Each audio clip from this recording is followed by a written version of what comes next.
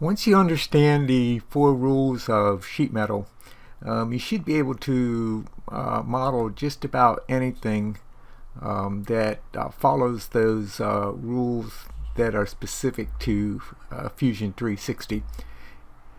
So I have a rip along here, and I have a transition piece from a rectangle, so this could be a rectangle or square, up to a circle. And so if I go to the flat pattern, and so we see here is the flat pattern for this transition piece.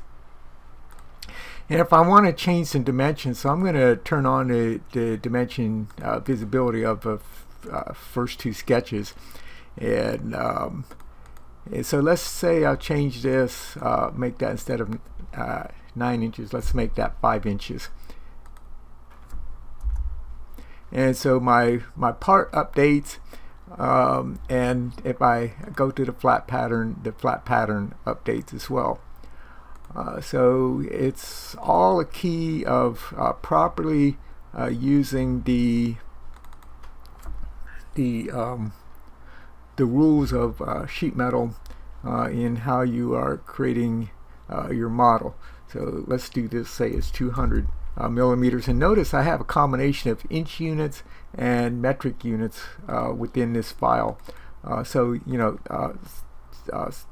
Fusion will take care of the unit conversion for you, and just type in the units.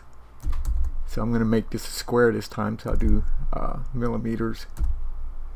And so now I have a square base and a circular base, and you could also have this circle offset, maybe tangent over here or here or here or here, so you could do an offset. As long as you follow the rules, you will get a valid flat pattern. Yeah, that's sheet metal transition pieces for typically seeing in HVAC in Fusion 360.